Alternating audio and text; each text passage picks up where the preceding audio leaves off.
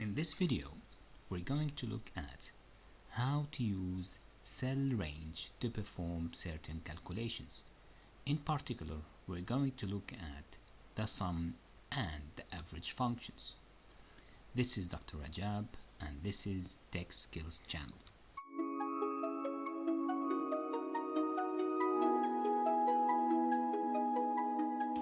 We will start by looking at Excel functions and the use of cell range in a function.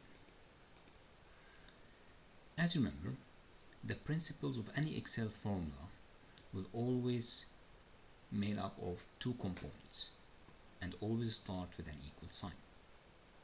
This is when it comes to coming up with a formula.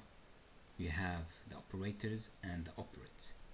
But when it comes to using the functions, basically every function has a name and parentheses and should include a set of arguments.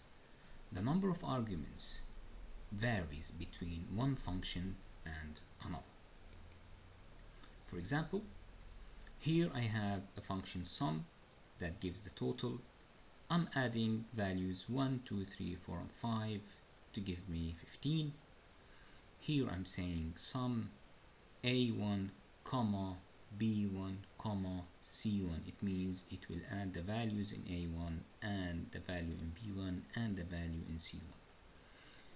Sum 9, a1, b2, 5, c1. Again, it will add the values 9, values in a1, values in b2, value 5, and value c1. So this is a set of values located inside the sum. What if I have a long list of values? What can I do?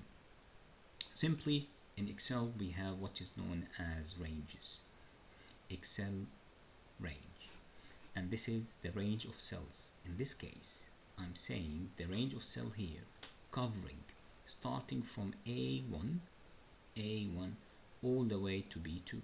So this is a range of cells. Okay, so we need to use colon to separate the starting point and the ending point. For example, instead of writing down sum of range of these values a1, b1, c1 all the way to c4, etc., I can actually use a cell range by saying add the values starting from a1 colon c4.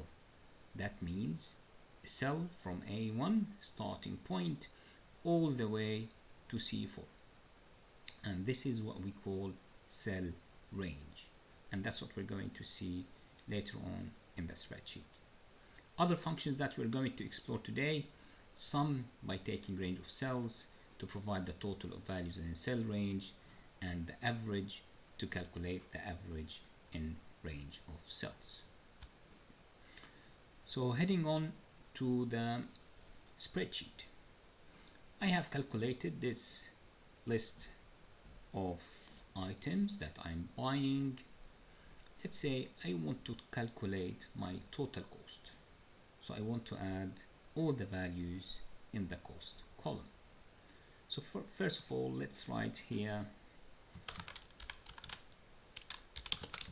total cost to indicate this is my total cost, and I'm gonna change that to fit as a wrap text, so now it appears. Let's put some background to that so we can head all the way here, change the color to yellow and make the font red. No, let's keep it black. Let's make it bold and let's make border outside it. Now I want to add everything inside that column. The function that I'm going to use is sum. In this case, remember, we start with equal sum. As you see, Excel automatically provides you with a list of functions that you can use. Once I start with the parentheses, every function needs parentheses and a set of parameters. In this case, my starting cell is G3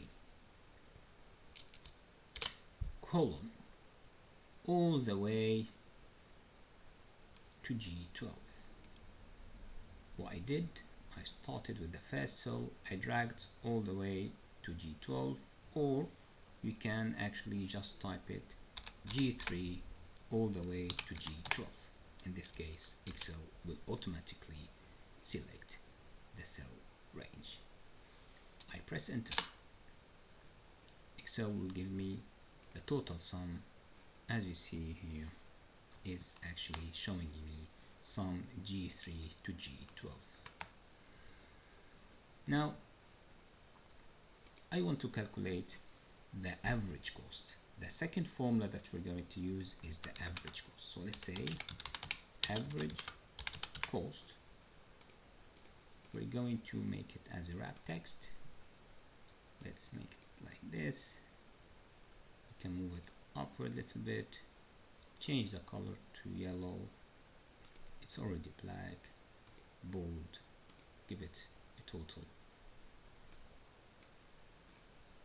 Now let's start. We start with an equal sign. Make sure you are choosing the right name. So it is average, not the first one. It is the average. The first one gives us the absolute deviation of data, so we need the average. So average, starting with, we said we need to start with G3 all the way to G12. In this case, it calculates the values. It gives me the average of all the values between G3 and G12, and I press enter. So my total cost is 40.8 and the average cost is 4.08. This is how we use sum, and this is how we use the average, and this is how we can include range of cell in the function. This is Tech Skills, and thank you for watching.